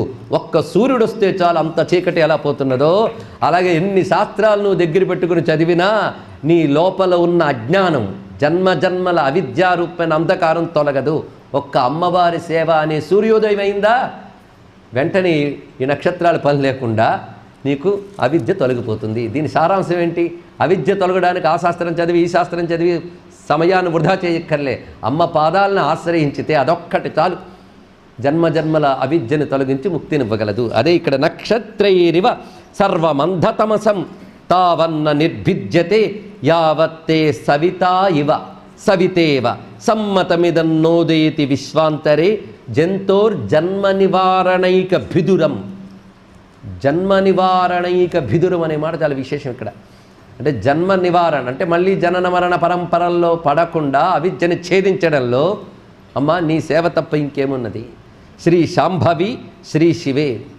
అసలు ఇందులో సంబోధనలు ఎంత భక్తితో ఎంత ఆర్తితో వస్తున్నాయో మనం పరిశీలించాలి. ఇక్కడ నిన్నటి సంబోధనల్లో కూడా గౌరీ త్రిపుర 2 నామాలు చెప్పుకున్నాం. అక్కడ గౌరీ అని వేశాడు, గౌరీ గిరీశ ప్రియ. ఆ చెప్పేటప్పుడు కూడా త్వాం వందే భవభీతి భంజనకరి. ఇప్పుడు మళ్ళీ శ్రీ శాంభవి. గౌరీ అనే మాట తేట తెల్లని కాంతి అని అర్థం ఇక్కడ. అంటే సాక్షాత్ బ్రహ్మ విద్య, ఇది తెలుసుకోవాల్సింది. అందుకు అక్కడ ఆ శబ్దం వేశాడు. ఎందుకంటే సంపూర్ణంగా భవభీతి భంజనకరి కావాలంటే కావాల్సింది బ్రహ్మ విద్యే. అందుకు ఆ నామం వేశాడు ఇక్కడ. గౌరీ అంటే బ్రహ్మ విద్యా స్వరూపిణి. ఇక్కడ కూడా శ్రీ శాంభవి. శాంభవి, ఈ శాంభవి స్థితి అనేది యోగంలో చాలా విశేషమైనటువంటి మాట. ఏ స్థితిని శాంభవి అనాలి అంటే అంతర్లక్ష్యం బహిర్దృష్టి అన్నారు ఇక్కడ. యోగి మనలాగే తిరుగుతూ ఉంటాడు. రమణ మహర్షి మనల్ని చూస్తుంటాడు, మనం రమణ మహర్షిని చూస్తూ ఉంటాం. ఆయన నేను ఒకేలా చూసుకున్నాం అనుకోకూడదు. మనం ఈ మోహం ఆ మోహం చూస్తాను, అన్నింటిలో బ్రహ్మమును చూస్తాడు, అది తేడా. ఆ కళ్ళు మాత్రం తెరిచి బయటకు చూస్తున్నాయి, కానీ లక్ష్యం మాత్రం లోపల ఉంది. దానికి లోపలంటే బ్రహ్మమునందు. అది అంతర్లక్ష్యం బహిర్దృష్టి స్థితి ఏదైతే ఉన్నదో అది శాంభవి స్థితి అంటారు ఇక్కడ. అటువంటి స్థితి ఏ తల్లి అనుగ్రహం వల్ల వస్తున్నది? ఆ తల్లి శాంభవి. ఆవిడ శ్రీ శివే. శివానామం ఎప్పుడు వాడాలంటే త్రిగుణాతీత స్థితిలో వాడాలి. ఇప్పటి వరకు చెప్పుకున్న బ్రహ్మ విద్యాది దేవతకు అమ్మవారికి నామములు అంత చక్కగా ఇక్కడ చూపిస్తూ మరొక అద్భుతమైన శ్లోకం చెప్తున్నాడు 24. అయ్యా, ఎప్పుడైనా ఆత్మజ్ఞానం తెలియాలి అంటే గురువులను ఆశ్రయించి మహావాక్యాలు జాగ్రత్తగా విని తత్వమసి అహం బ్రహ్మాస్మి ప్రజ్ఞానం బ్రహ్మ ఇవి పట్టుకుని వాటిని బాగా మననం చేస్తే కానీ మోక్షం రాదే. శ్రవణమన్న నిధిధ్యాసములు. మీరేమో ఈ తల్లిని ఆశ్రయిస్తే చాలని అంటున్నారు, ఇది ఎలా సాధ్యమవుతుంది అంటే పోనీ అది మాత్రం సాధ్యమవుతుందా? గురువుగారు చెప్పేశారు అహం బ్రహ్మాస్మి, లేదు తత్వమసిని బోధించాడు, నువ్వు సాధన చేస్తావు, అహం బ్రహ్మాస్మి అవుతుందా?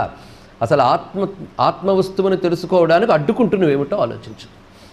అప్పుడు వాటిని దాటగలవా? ఇప్పుడు ఆత్మవస్తువుని ఎన్ని ఆవరణలు అడ్డుకున్నాయి? ఆత్మాసౌ సకలేంద్రియాశ్రయ మనో బుద్ధ్యాధిభిశోచిత కర్మాబద్ధతనుర్జనించ మరణం ప్రాప్నోతి యత్కారణం తత్తే దేవి మహావిలాసలహరి దివ్యాయుధానాం జయస్తస్మాత్ త్వాం గురుమభ్యుపేత్య కలయే త్వామేవ చెన్ముచ్యతే. నా మేరకు నాకు అనిపిస్తున్నది ఏమిటి అంటే అమ్మవారి స్తోత్రాలు ఎన్నో ఉన్నాయి. ఏదో ఒక్కటి చెప్పండి చదువుకోవాలంటే దేవీ మహిమన స్తుతి ఒక్కటి చాలండి, ఇందులో సందేహం లేదు. అంత విశేషమైనటువంటి లోతైన అంశములు ఉన్నాయి. ముందు పారాయణగా చేయగా నోటుకు వచ్చేస్తే ఎప్పుడో ఒక చోట ఏకాంతంలో కూర్చొని ఒక్కొక్క శ్లోక అర్థ వివేచన చేసుకుంటూ ఉంటే చాలు, అదే పెద్ద ఆధ్యాత్మిక సాధన. మరి ఇంకేం అక్కర్లేదు ఇక్కడ. ఆత్మ అసౌ, ఆ మాట ఎంత విశేషంగా వాడాడో. అసౌ ఆత్మ, ఈ ఆత్మ. ఈ ఆత్మ అంటే ఆత్మ, ఆ ఆత్మ అని ఎక్కడ చెప్పరు, ఈ ఆత్మే. ఆత్మ అందరికి ఇక్కడే ఉంటుంది, కానీ ఆ ఆత్మ అని ఎక్కడ అనరు. అది ఎలా అంటే సకల ఇంద్రియ ఆశ్రయ మనోబుద్ధ్యాది విశోచిత. ఇంద్రియములను ఆశ్రయించుకుని మనస్సు బుద్ధి మొదలైన వాటితో బాధపడుతూ కర్మ ఆబద్ధ, కర్మచేత బాగా బంధింపబడినటువంటి శరీరంతో జననము మరణము ఇవి పొందుతూ ఉంటుంది. అలాంటి ఆత్మని ఇవన్నీ దాటుకుని ఎక్కడ చూడగలం? ఎందుకంటే ఆత్మతత్వం ఎంత మన్నం చేసుకున్నా మన బయట శబ్ద స్పర్శ రూప రస గంధ ఈ 5 లాగుతూనే ఉంటాయి. ఆ లాగడాలు 2 రకాలు. అయితే ఆనందమైనా కలిగిస్తే లేదా బాధ అయినా కలిగిస్తాయి. ఇప్పుడు పగలంతా నిద్ర లేని వాళ్ళకి ఇక్కడ వస్తే ఈ శబ్దం కూడా బాధాకరమే, కొందరికి ఈ శబ్దం ఆనందకరమే. కనుక మనం సుఖమైన దుఃఖమైన ద్వేం ద్వారా పొందుతూ ఉన్నాం. శబ్దస్పర్శ రూపరసగంధాలు వివేకదమని బంధిస్తున్నాయి. ఎంతో చక్కగా ఇవాళ ఉపవాసం అని చక్క మఠం వేసి కూర్చున్నాం. వెంటనే లోపల మంచి నేతి తాళింపులు వస్తున్నాయి. ఇక్కడ వెంటనే ఏమైంది? లాగిందట్లు. ఒక్క పూట మానిస్తే అనిపిస్తుంది. అలా ఒక్కొక్కటి కూడా నేను ఇవాళ మౌనం వ్రతమండి, నువ్వు నోరు మూసో, కానీ అవతల వాడు ఏముంటున్నాడు జాగ్రత్తగా ఉంటున్నావు. ఇక్కడ ఆ శబ్దంగా ఆకర్షింపబడుతున్నాం. ఇలా ప్రతిదీ శబ్దస్పర్శ ఉపరసగంధాల వల్ల మనం పడిపోతున్నాం మాటికి ఇంద్రియాలన్నీ కూడా. అయితే మాటి మానా నాకు ఉంటే పర్వాలేదు, నీ మనస్సు కూడా తగులుతుంది వాటికి. అందుకే వీటితో బాధపడుతూ ఇష్టమైనవి రాగానే రాగం, కష్టమైనవి కాగానే ద్వేషం. ఈ రాగద్వేషాలు శబ్దస్పర్శ రూపరసగంధాలు మనస్సు వీటితో కదా ఆత్మ ఆవృతమై ఉన్నది. మరి వీటిని దాటుకుంటేనే కదా ఆత్మజ్ఞానం తెలుస్తుంది. అటువంటప్పుడు ఆ ఆత్మ గురించి ఊరికినే వాక్యాలు మననం చేయడం వల్ల ఎలాగమ్మా? ఈ 4 దాటాలి. ఈ 4 దాటాలి అంటే ఈ 4 ఎవరి చేతిలో ఉన్నాయో వాళ్ళని పట్టుకోవాలి అన్నాడు ఇక్కడ. అందుకే శబ్దస్పర్శ రూపరసగంధాలని 5 పువ్వుల బాణాలుగాను, మనస్సును చెరకు విల్లుగాను, రాగద్వేషాలని పాశాంకుశాలుగాను పట్టు కూర్చున్న నిన్ను పట్టుకోకుంటే వీటిని ఎలా దాటగలరు అన్నాడు ఇక్కడ. ఎందుకంటే వాటిని ఆవిడ పట్టుకుంది, అది మనకి అక్కడికి తేడా. ఆ 4 ఆవిడ పట్టుకుంది, మనము ఆ 4 మనల్ని పట్టుకున్నాం, అది బాధ అనమాట. ఈ శబ్దస్పర్శ స్పర్శగంధాలు, మనస్సు, రాగద్వేషాలు మనల్ని పట్టుకున్నాయి, ఆవిడ వాటిని పట్టుకుంది, అది తెలుసుకోవాల్సింది ఇక్కడ. ఎంత అద్భుతమైన మాట అండి. నిజంగా జీవితం అంటే ఏమిటో ఒక్కసారి ఆలోచిస్తే ఈ 4 తప్ప ఇంకేమున్నాయి? 4 అంటే అందులో ఒకదానిలో 5 ఉన్నాయి.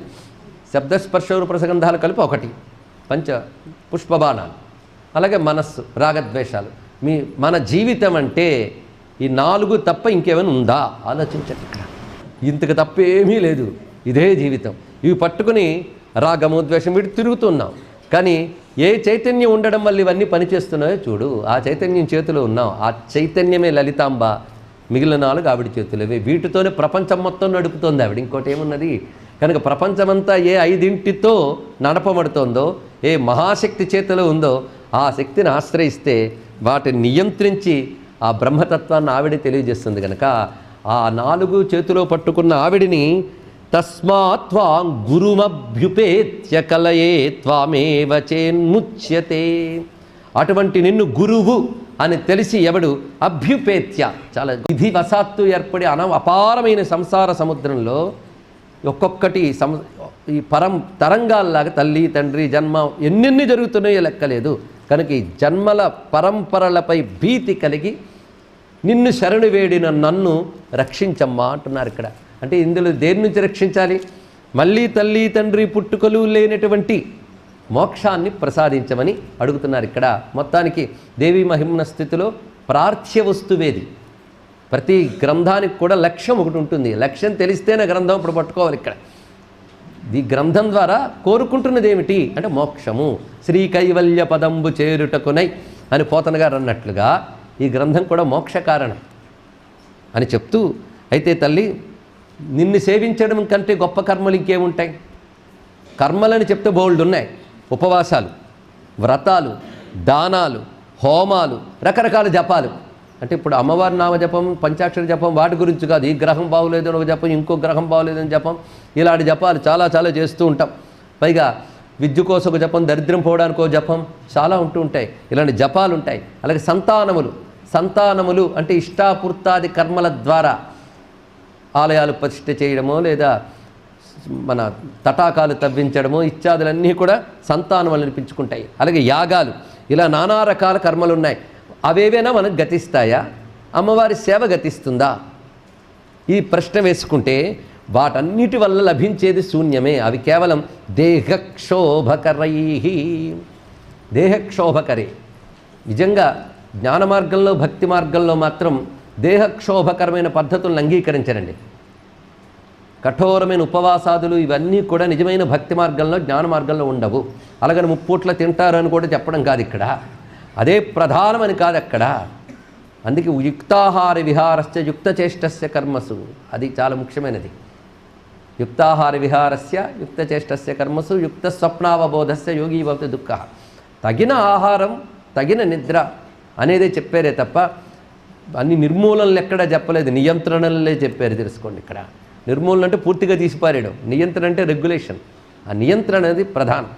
అవి కాకుండా ఏదో తరిస్తామని ఉద్దేశంతో దేహక్షోభకరై వ్రతై, దేహాన్ని క్షోభ పెట్టేటువంటి వ్రతాలు చేయడం, బహువిధై దానైశ్చ హోమై జపై సంతానై హయమేధ ముఖ్య సుమఖై నానావిధై కర్మభి.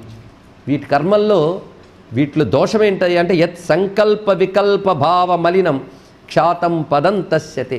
వీటిలో ఎప్పుడు సంకల్పము వికల్పము ఉంటూ ఉంటాయి ఇక్కడ అన్నారు.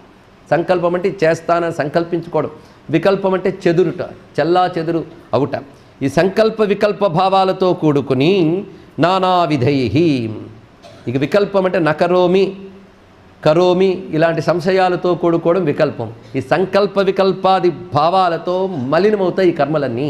కనుక ప్రతి కర్మకి కూడా సంకల్ప వికల్పాది దోషములు ఉంటాయి. వాటితో పొందే పదములు స్థిరంగా ఉండవు. ఇంద్రాది లోకములు ఇవన్నీ లభిస్తాయి వాటికి, అవి స్థిరంగా నిలిచేవి కావు.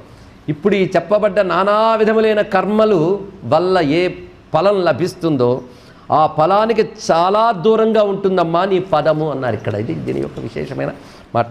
దూరాదేవ నివర్తతే పరతరం మాతపదం నిర్మలం. అక్కడేమో సంకల్ప వికల్ప భావ మలినం అన్నాడు, ఇక్కడ నిర్మలం అన్నాడు. ఇది తెలుసుకోవాల్సిన అంశం ఇక్కడ. సరిగ్గా వేదాంత విద్య చెప్తున్నటువంటి మాటే భగవద్గీతాదులు కూడా. క్షీణే పుణ్యే మర్త్యలోకం విశంతి. కర్మలు ఏమి చేస్తున్నాయా అయ్యా అంటే పుణ్యకర్మలు చేస్తే వాటి ఫలితంగా ఉత్తమ లోకాల్లో సుఖమైనటువంటి అనుభవాలు పొంది మళ్ళీ దిగిపోవలసిందే. అందుకే స్వర్గాదులు కూడా అత్యంత అల్పములు. ఇక్కడి నుంచి లెక్క కడితే స్వర్గం అనేది ఏమనిపిస్తుందంటే చాలా గొప్పది అనిపిస్తుంది. అక్కడికి వెళ్ళాక అక్కడికి అదే. ఎందుకంటే మానవుడికి అది పొందే వరకే చాలా గొప్ప, అది పొందిన తర్వాత అది మామూలే. వాడు మేడ మీద ఉన్నాడు, వీడు నేల మీద ఉన్నాడు అనిపిస్తుంది. కానీ మేడ మీద ఉన్నవాడి జీవితానికి నేల మీద ఉన్నవాడి జీవితానికి తేడా ఏమిటి చెప్పండి. ఇక్కడ అక్కడికి వెళ్ళినా వాడికి అది నేలే కనుక ఇక్కడి నుంచి చూస్తే అది అనిపిస్తుంది అంతే. కనుక అలా దిగుతాడయ్యా అంటే నిజంగా వేదాంతం వర్ణిస్తుంది.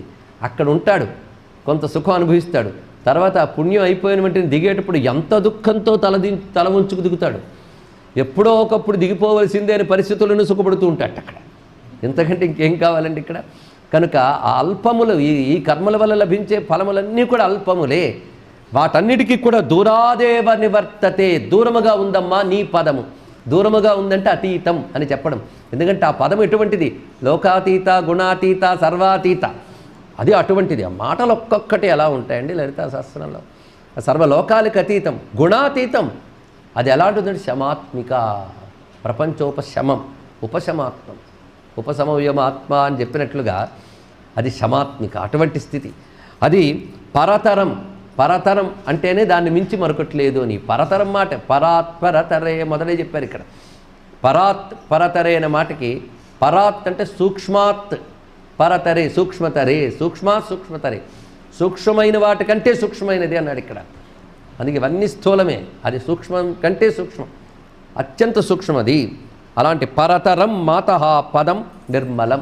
దీన్ని బట్టి అమ్మ యొక్క దివ్య పదము అంటే అమ్మ భక్తులు పొందేటువంటి పదం ఎటువంటిది అంటే కర్మాదుల వల్ల లభించినటువంటి స్వర్గాది లోకముల కంటే అతీతమైనది, స్థిరమైనది, సచ్చిదానందమైనటువంటి బ్రహ్మపదము.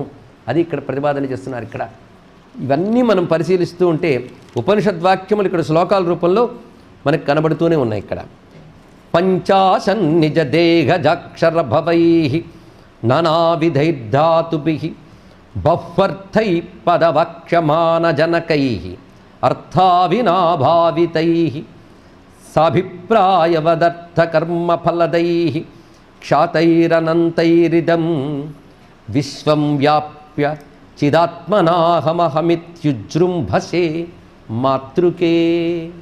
ఈ మాతృకే అనే సంబోధన అనేక చోట్ల చేస్తున్నారు. మాతృకే అంటే అమ్మ అని ఒక అర్థం, మాతృకే అంటే అక్షర రూపిణి అని అర్థం. ఇప్పుడు అక్షర రూపిణిగానే తీసుకోవాలి. పంచాశన్ నిజ దేహజాక్షర భవై. పంచాశత్ అంటే 50 అక్షరాలు. ఇవి ఎక్కడి నుంచి వచ్చాయంటే నిజ దేహజ అక్షర భవై, నీ దేహము నుంచి ఉద్భవించాయి అన్నాడు ఇక్కడ. 50 అక్షరాలు అమ్మ నుంచి ఆవిర్భవించాయి అన్నాడు ఇక్కడ. అది మనం మొదటి రోజు రెండో రోజు ఇంచుమించు విస్తారంగా చెప్పుకున్నాం. సర్వ మాతృకులకి అమ్మ మూలం. 50 అక్షరములు అమ్మ నుంచే వచ్చాయి. ఈ 50 అక్షరముల నుంచి ఎన్ని వ్యవహారాలు ఏర్పడుతున్నాయో చూడండి. నానావిధైర్ధాతుభిః, ఆ అక్షరముల నుంచి ధాతువులు ఏర్పడుతున్నాయి, ధాతువుల నుంచి పదాలు ఏర్పడుతున్నాయి. ఆ పదాలు ఒక్కొక్క అర్థాన్ని చెప్తూ ఉన్నాయి.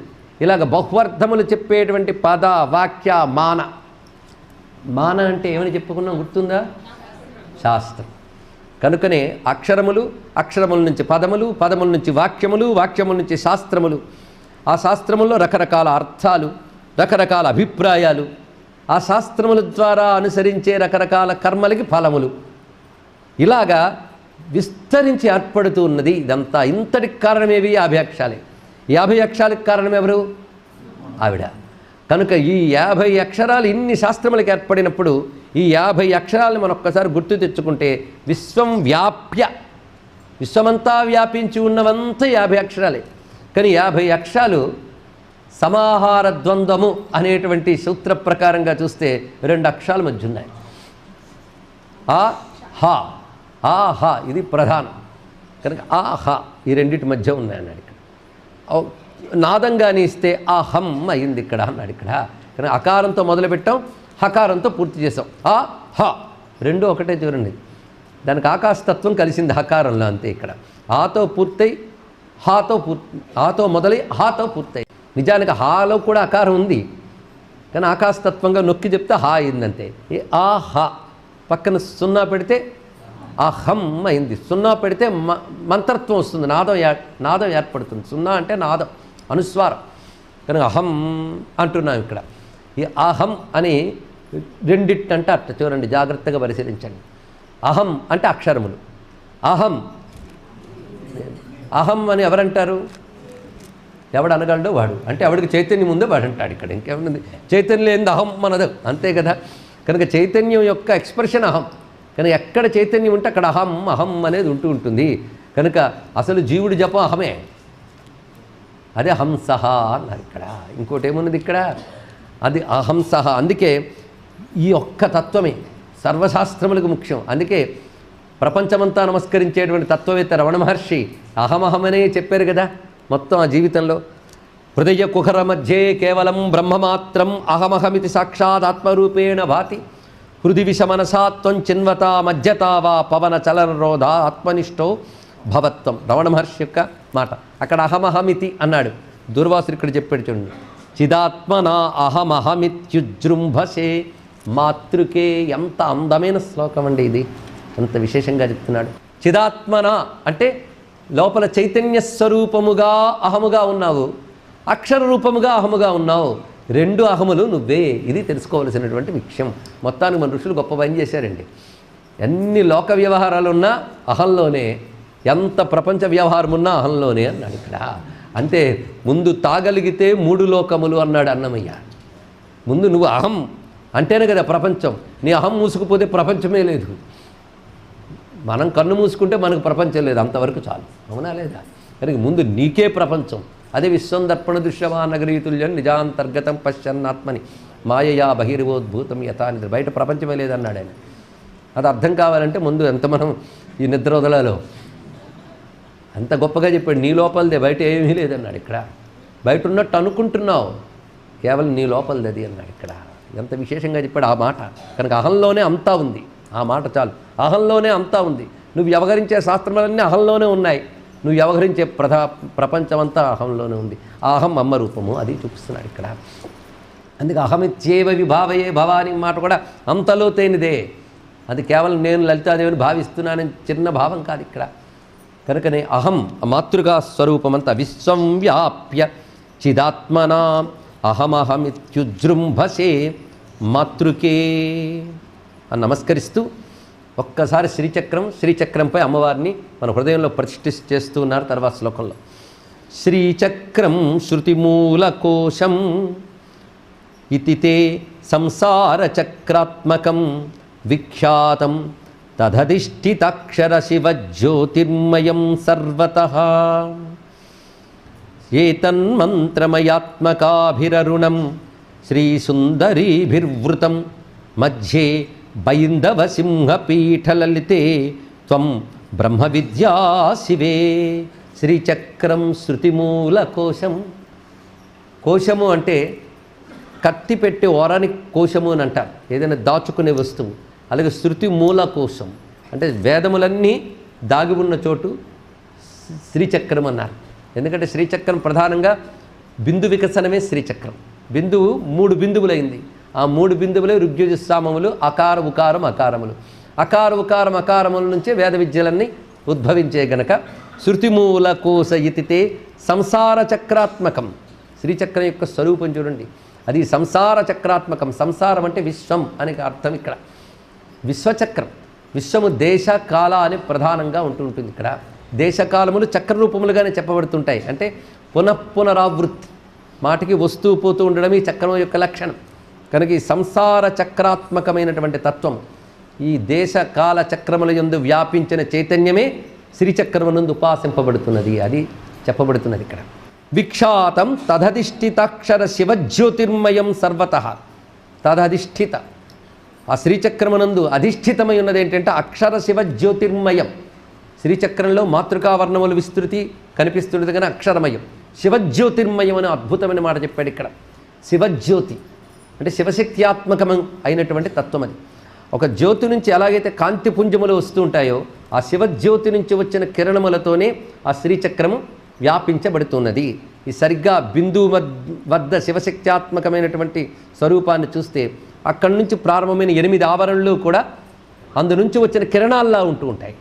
ఒక సూర్యుడు ఉన్నాడంటే ఆయన చుట్టూ కిరణాలు ఉంటాయి, కిరణాలతో కలిపి సూర్యుడిని చెప్తాం. అలాగే బిందువు సూర్యుడు వంటిది అయితే మిగిలిన ఆవరణలు కిరణములు వంటివి. ఆ కిరణములు ఎలా ఉంటాయంటే మొత్తం 8 ఆవరణల్లో బోలెడంతమంది దేవతలు ఉంటారు. మధ్యలో ఉన్నది మాత్రం శివశక్త్యాత్మకమైన తత్వం. అక్కడి నుంచి దేవతలు పెరుగుతూ ఉన్నారు చివరి వరకు. త్రైలోక్యమోహన చక్రం దగ్గరికి వచ్చేటప్పటికల్లా చివరికి చతురస్రం దగ్గర అణిమ మహిమ వీళ్ళు వస్తారు మనకి. అంటే చివరి దేవతలు ఎవరు? అణిమ. ఈ అణిమ నుంచి బిందువు వరకు ఉన్న వాళ్ళందరూ కిరణములే. ఈ కిరణములన్నిటితో అమ్మవారు బిందువులో కూర్చున్నారట. ఇదే అణిమాదిభిరావృతాం మయూఖై అహమిత్యేవ విభావయే భవాని అన్నారు. ఇవి ఎక్కడి నుంచి వచ్చినవి? శివజ్యోతిర్మయం. ఇవన్నీ ఆ కిరణములు సూర్యునికి వేరుగా లేనట్లుగా అమ్మ నుంచి వచ్చిన రశ్ములే ఈ రూపములన్నీ కూడా దేవతలందరూ. అందుకే శివజ్యోతిర్మయం సర్వతః ఏతన్మంత్రమయాత్మకాభిరరుణం శ్రీ సుందరీభిర్వృతం. ఆ శ్రీచక్రం యొక్క స్వరూపమంతా ఇందులో చూపిస్తున్నాడు. ఇలా శ్రీచక్రాన్ని తెలుసుకుని ఆరాధించడం చాలా ప్రధానమైనటువంటి అంశం ఇక్కడ. అందుకే శృతి మూల కోశమని, సంసార చక్రాత్మకమని, దాన్ని అధిష్ఠించున్న అక్షరస్వరూపమైన శివజ్యోతిర్మయమైనది అని, మంత్రమయమై అరుణవర్ణంతో ప్రకాశిస్తున్నది. మొత్తం ఆ శ్రీచక్ర అరుణకాంతులతో ఉన్నది. అలాంటి శ్రీ సుందరీభిర్వృతం, శ్రీచక్రంలో ఉన్నటువంటి వారు అందరూ కూడాను అమ్మవారి రూపములే గనక శ్రీ సుందరీభి, వాళ్ళందరినీ సుందరులు అంటున్నారు ఇక్కడ, శ్రీ సుందరీభి అని. అందుకే శ్రీదేవి సమానాకృతి వేషభూషణ అని అమ్మవారి ఆరాధనలో చెప్తారు ఇక్కడ. దేవి సమాన ఆకృతి వేషభూషణ, అమ్మవారితో సమానమైన ఆకృతులు, అమ్మవారితో సమానమైన అలంకారాలు, వీటన్నిటితో ఉంటారట. నిజస్వామిన్యభిముఖా అన్నారు. అంటే అమ్మవారితో సమానమైనటువంటివన్నీ ధరించుకొని అమ్మవారి చుట్టూ కూర్చొని అమ్మవారిని చూస్తుంటారట.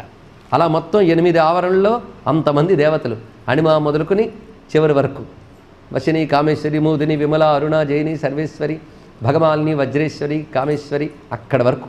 అందుకే శ్రీ సుందరీభిర్వృతం వాళ్ళతో కూడుకున్నదై మధ్యే బైందవ సింహపీఠ లలితే, మధ్యంలో బిందువు, అది సింహపీఠంగా కూర్చున్నది అక్కడ ప్రధానంగా. అక్కడున్న లలిత త్వం బ్రహ్మ విద్యా శివే, నువ్వు బ్రహ్మ విద్యవమ్మ నమస్కారం చేశారు ఇక్కడ. అటువంటి శ్రీచక్ర స్వరూపంతా ఇక్కడ వివరింపబడుతుంది. ఈ శ్లోకం వ్యాఖ్యానిస్తే చక్కగా ఒక రోజంతా చెప్పుకోవచ్చు, అంత విస్తారమైన అంశం ఇక్కడ ఉన్నది. అయితే శ్రీ విద్యా సంప్రదాయం తెలిసిన వారికి అయితే మరిన్ని విశేషములు దీనిలో గ్రహించవచ్చు మనం. మొత్తానికి శివరూపములు అయినటువంటి జ్యోతిష్యులతో నిండిపోయిన ఆ శ్రీచక్రమును బిందువునందు అధిష్ఠించున్న అమ్మవారికి నమస్కారం చేసుకుంటూ తర్వాతి శ్లోకం ఇక్కడ వ్యాఖ్యానం చేయబడట్లేదు, ఎందుకంటే ఇది సంపూర్ణంగా మంత్రశాస్త్ర విషయం. ఇక్కడ ఇది సాక్షాత్తుగా అమ్మవారి యొక్క పరాప్రాసాద మంత్ర విషయాల్ని వివరించారు. శ్లోకం మాత్రం చదువుకుందాం. బిందు ప్రాణ విసర్గజీవ సహితం బిందు త్రిజీవాత్మకం షట్కూటాని విపర్యయేణ నిగదే తారా త్రిబాలావలై ఏభి సంపుటితం ప్రజప్య విహరేత్ ప్రాసాదమంత్రం పరం గుహ్యాద్గుహ్యతమం సయోగజనితం సద్భోగ మోక్షప్రదం. శ్లోకం చదువుకుంటే ఎక్కడైతే బీజాక్షములు కాకుండా భక్తి, జ్ఞానము ఇవి కూడా చెప్పడానికి అవకాశం ఉంటుందో అవి మాత్రమే వ్యాఖ్యానిస్తున్నాం. దీని నమస్కారం. ఇలాంటి రచన అందివ్వడం అనేది అమ్మవారి భక్తులు చాలామంది చేశారు. అందులో ప్రధానంగా ఆదిశంకర భగవత్పాదుల వారు కూడా శివశక్తి కామహ శ్లోకాలు 2 శ్లోకాలు సౌందర్యలహరిలో కాది విద్య హాది విద్య రెండింటిని పెట్టాడు ఆయన అక్కడ. శివశక్తి కామహ అని చదువుతూ ఉంటాం కానీ అవన్నీ బీజాక్షములే. మొదట హాది విద్య చూపిస్తాడు, రెండవది కాది విద్య చూపిస్తాడు. 2 విద్యలు కూడా చింతామణిమాలతో జపం చేయమని చెప్పాడు ఆయన. అది విశేషమైన అంశం. అలాంటి రహస్యాలను అక్కడ ఎలాగైతే శంకరులు ఇచ్చారో ఇక్కడ ఈ మహానుభావుడు కూడా విశేషంగా అందించాడు. ఇది శ్రీ విద్య సర్వస్వంగా చెప్పచ్చు ఈ స్తోత్రాన్ని. ఎందుకంటే బాల, పంచదశి, షోడశి, పరాప్రాసాద మంత్రములు కూడా నిక్షిప్తం చేశాడు ఇక్కడ. అటు తర్వాత నుంచి సౌందర్యలహరి మొదలు పెడుతున్నాడండి ఇక్కడ. అంటే అమ్మవారి యొక్క దివ్యమంగళ విగ్రహ ధ్యానం మొదలు పెడుతున్నాడు. ఆతామ్రార్క సహస్రదీప్తి పరమా సౌందర్య సారైరలం లోకాతీత మహోదయైరుపయుత సర్వోపమాగోచరైః నానానర్ఘ్య విభూషణైరగణితైః జాజ్వల్యమానాభితః శ్రీమాతస్త్రిపురారి సుందరి కురుస్వాంతే నివాసం మమ, కురుస్వాంతే నివాసం మమ. అమ్మా, నా స్వాంతము, నా మనస్సు నీకు నివాసం చేసుకో తల్లి అన్నారు ఇక్కడ. మొదటి శ్లోకంలో స్ఫురతు, ఇప్పుడు నివాసం కురు. చూసారా చనువు పెరిగితే ఎంత దాకా వచ్చిందో. ముందు స్ఫురించుగాక అన్నాడు, అంటే స్ఫురించుట, తోచాలట. ఇప్పుడు కాదు, స్థిరపడిపోవాలి. ఇక్కడ స్థిరంగా ఉండు, నివాసం చేసుకోమ్మా నా మనస్సుని. ఎలా ఉన్నది నీ స్వరూపం అంటే ఆతామ్రార్క సహస్ర దీప్తి పరమా సౌందర్య సారైరలం. ఆతామ్రార్క అంటే చక్కటి ఎర్రని కాంతులతో ఉన్నటువంటి సూర్యులు సహస్ర వేల కొలది ఉంటే ఆ ప్రకాశం ఎలా ఉన్నదో అలాంటి ప్రకాశంతో సౌందర్య సారైహి, సౌందర్య సారం, సారము అంటే ఇక్కడ నిస్సారం ఏం లేదు, సౌందర్యం యొక్క సారము అయినటువంటి సంపూర్ణము. అలం అనే మాటకి సంపూర్ణము అని ఇక్కడ అర్థం. ఇక్కడ సంపూర్ణమై సౌందర్య సారమై వేల కొలది బాల సూర్యుల కాంతులతో సమానమైనటువంటి నీ యొక్క స్వరూపము అంటే ముందు అమ్మవారి యొక్క కాంతి పుంజాన్ని వర్ణిస్తున్నారు. అది లోకాతీత మహోదయైరుపయుక్త సర్వోపమాగోచరై, అది లోకాతీత, లోకానికి అతీతమైనటువంటి ఉత్కర్ష. మహోదయం అంటే ఉత్కర్ష అని అర్థం ఇక్కడ, అంటే గొప్పతనం. లోకానికి అతీతమైన గొప్పదనములన్నీ కలిగి ఉన్న స్వరూపంలో ఏ భాగం చూసినా లోకంలో ఉన్న వాటన్నిటికంటే గొప్పగా ఉందిట. అందుకే ఆ లోకాతీత, లోకాతీత శబ్దం ఇక్కడ వాడబడుతోంది. సర్వ ఉపమా అగోచరై, ఏ పోలికైనా సరే దొరకదు అది అన్నారు ఇక్కడ. ఈ మాట మనకి లలితా శాస్త్రంలో అడుగడుగున స్ఫురింపజేస్తూనే ఉన్నారు వశిన్యాది వాగ్దేవత. మీరు ఎక్కడ చూడండి ఒక ఉపమా చెప్తారు, చెప్తూ దానికంటే అని మళ్ళీ వెంటనే మాట చెప్తారు. అక్కడ ఎక్కడైనా పరిశీలించండి. పదద్వయ ప్రభాజాల పరాకృత సరోరుహ అన్నారు ఇక్కడ. ఆ భాష అంతా అలాగే ఉంటుంది. న్యక్కారి రదనచ్చద మాటలు చెప్పేటప్పుడు విశేషం ఏంటి, అక్కడ వర్ణిస్తుండడంలో భావం ఏమిటి, వశిన్యాది వాగ్దేవతలది అంటే పదద్వయ ప్రభాజాల పరాకృత సరోరుహ అంటే ఆ రెండు పాద పద్మముల యొక్క సౌందర్యము పద్మముల్ని ఓడిస్తోంది అన్నాడు ఇక్కడ. అంటే సాధారణ పాదపద్మములు అని పాదాలను పద్మాలతో పోలుస్తారు, కానీ ఇక్కడ అలా అనట్లేదు, పద్మాలు ఓడిస్తోంది అన్నాడు ఇక్కడ. అలాగే నవ్విద్రుంబింబశ్రీణ్యక్కారదన ఛద అన్నప్పుడు ఇక్కడ పగడాన్ని దొండపండుని ఓడిస్తున్నాయి రెండు పెదవులు అని అంటున్నారు ఇక్కడ. ఇలా ఎందుకు చెప్తున్నాడు అంటే సాధారణంగా అందమైన పెదవిని ఎవరు దొండపండుతో పోలుస్తారు, ఇది దొండపండుతో పోల్చకుండా దొండపండు ఓడిస్తుంది అంటున్నారు. అంటే అర్థం ఏంటి, దొండపండు లౌకికమైన వస్తువు, అమ్మవారి అదనం దొండపండు వలె ఉన్నది అంటే లౌకికమైన భావంతో ఫిక్స్ అయిపోయాం. కానీ నీకు అర్థం కావడం కోసం దొండపండు చెప్పారు, కానీ నీకు అదే చెప్తే అదే అనుకుంటావని దానికంటే గొప్పదని చెప్తున్నారు ఇక్కడ. అంటే అక్కడ చెప్పదలుచుకున్న ఉద్దేశం ఏంటంటే లోకంలో ఏ వస్తువైనా లోకాతీతానికి ఎలా సరిపోతుంది. ఇక్కడ మనకు లోకాతీత అర్థం కాదు కనుక లోకంలో ఒక వస్తువును చూపించారు, నువ్వు దానితోనే నిశ్చితమైపోకుండా దానికంటే అతీతమని చూపిస్తున్నారు. ఆ మాట ఇక్కడ సర్వోపమా అగోచరై అన్నారు ఇక్కడ. అనాకలిత సాదృశ్య చుబుక శ్రీ విరాజిత అని ఒక గడ్డం దగ్గరికి వచ్చేటప్పటికీ పోలిక దొరకట్లేదమ్మా అన్నారు, కానీ ఎక్కడ మాత్రం పోలిక దొరుకుతుందండి అమ్మవారికి. ఇక్కడ అమ్మవారితో పోలిన వస్తువు ఉంటే లోకాతీత, ఆవిడ సంపూర్ణం, ఆవిడ మహాసముద్రం సౌందర్యంలో. మనం ప్రపంచంలో ఉన్న సౌందర్యం అంతా కలిపితే ఒక బిందువు, ఆవిడ సౌందర్యంలో సింధువు. ఆవిడ సౌందర్య సముద్రం అయితే అందులో బిందువు మనం చూస్తున్న ప్రపంచం ఇంకెక్కడా. అందుకు ఆ మహాసౌందర్యం, ఆ కాంతిని చూపిస్తూ ఆ స్వరూపంలో దేన్ని వర్ణించాలన్నా సర్వోపమాగోచరై నానానర్ఘ్య విభూషణై అగణితై జాజ్వల్యమానాభిత, అన్ని రకాల అలంకారాలతో ప్రకాశిస్తుందట. అమ్మవారి అలంకారములు వర్ణిస్తున్నారు ఇక్కడ. ఇక్కడ అమ్మవారి వర్ణన వచ్చిందంటే మనం భాగ్యవంతులమైపోయాం. పైగా నిజానికి మొత్తం స్తోత్రంలో చివరి భాగంలో అమ్మవారి యొక్క సౌందర్య వర్ణన చేశారు. శంకర భగవత్పాదుల వారి సౌందర్యలహరి అలాగే ఉంటుంది, మీరు పరిశీలించండి. ఆయన కూడా మొదటి భాగమంతా అమ్మవారి యొక్క మంత్రము, యంత్రము, తత్వము, కుండలిని అన్నీ చెప్పేశాడు. ఆ తర్వాత గతిస్తే మాణిక్యం అంటూ మొదలుపెట్టి వర్ణించుకుంటూ వెళ్ళిపోయాడు ఆయన. అక్కడ నుంచి చివరి వరకు అమ్మవారి యొక్క రూపవర్ణనే చేశారు. ఇక్కడ మొట్టమొదటి మాత్రం ఇవన్నీ వివరించారు. ఇక్కడ ఈయన కూడా ఇంతవరకు కూడాను మంత్రం చూపించాడు. ఆ మంత్రంలో బాల షోడశి అన్నీ అయిపోయాయి. వాటిలో వాగ్భవకూట, కామరాజకూట, శక్తికూటములు, వాటి ఫలములు అన్నీ వివరించాడు. ఇంకో వేదాంత తత్వ విచారణ కావలసినంత చేశాడు. మాతృకా వర్ణ వివేచన చేశాడు.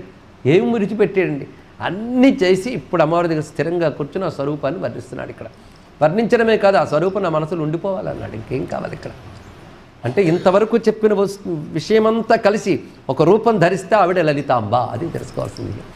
తాను చెప్పినటువంటి వేదాంత విద్య, మంత్ర విద్య, అక్షర విద్య అన్నీ కలిసి అమ్మవారి యొక్క స్వరూపంగా గోచరిస్తోంది ఆ దివ్యమంగళ విగ్రహం. అంటే ముందే ఇది ఎందుకు చేయలేదు, ముందు అవెందుకు చేశాడు? ముందే రూపవర్ణన చేస్తే ఒకానొక స్త్రీ సౌందర్యాన్ని వర్ణించినట్లు ఉంది. అది కేవలం మామూలు స్త్రీ కాదయ్యా ఆవిడ ఇటువంటి అక్షర విద్య, విశ్వవ్యాపిని, మహాచైతన్యం అని చెప్పి వర్ణించడం వల్ల ఈ స్వరూపం కేవల సుందరాకృతి మాత్రమే కాదు, విశ్వవ్యాపకమైన చైతన్యం యొక్క స్వరూపం అనే భావన కలిగించడం దీనిలో ప్రధానం. తర్వాత ఆ చివరికి చెప్పిందే మనసులో మిగిలిపోతుంది కనుక అమ్మవారి యొక్క ధ్యానం అంతా ఇందులో జరుగుతుంది.